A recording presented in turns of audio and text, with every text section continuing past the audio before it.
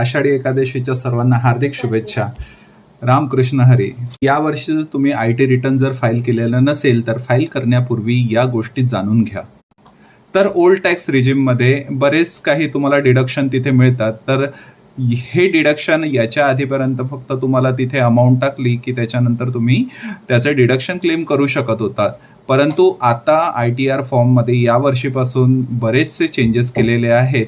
तर हे चेंजेस काय आहेत तर ते आपण जाणून घेऊ. तर पहिला चेंज झालेला आहे HRA संबंधितचा. जर तुम्ही HRAचं डिडक्शनचं क्लेम घेत असाल तर घेण्यापूर्वी आधी तुम्हाला त्याचं डिडक्शन किती झालेलं आहे, त्याची अमाऊंट कशी कॅल्क्युलेट करायची याच्याबद्दल पुरेशी माहिती नव्हती. पण यावेळेसच्या ITR फॉर्ममध्ये जेव्हा तुम्ही इन्कमच्या खाली जेव्हा तुम्ही HRAचं एक्झम्पशनसाठी क्लेम कराल तिथे तुम्हाला त्याची सगळी डिटेल तुम्हाला 1 बाय 1 तिथे फिलअप करावी लागेल. ती केल्यानंतर तुमचं जे IT रिटर्नचा फॉर्म आहे तो ऑटो कॅल्क्युलेट करून तुम्हाला किती एक्झम्पशन अलाउड आहे ते तिथे सांगेल. तसंच दुसरं मोठं डिडक्शन आहे 80C सेक्शनचं. या सेक्शनमध्ये तुम्हाला 1.5 लाख रुपयाचं एक्झम्पशन मिळतं.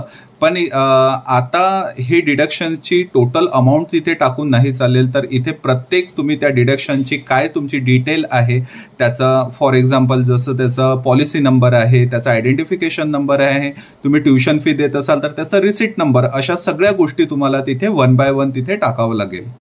तसंच होम लोन संबंधितचं पण तुम्हाला तिथे डिडक्शन क्लेम करता येत होतं. तर त्याचा इंटरेस्ट आणि त्याचं प्रिन्सिपल असं दोघांचं पण डिडक्शन तुम्हाला त्याच्यामध्ये घेता येत होतं. तर याच्यामध्ये पण आता तुम्हाला हे लोन तुम्ही कुठून घेतलेलं आहे, बँकेतून घेतलं आहे, कुठल्या फायनान्शियल इन्स्टिट्यूशनमधून घेतलेलं आहे, त्याच्या संबंधित त्याचा अकाउंट नंबर, त्याचं लोन तुम्ही किती रुपयाचं घेतलेलं होतं, आता किती बॅलन्स आहे आणि याच्यासोबतच तुमची इंटरेस्टची अमाऊंट किती आहे, ही सगळी माहिती तुम्हाला फॉर्ममध्ये भरावी लागेल.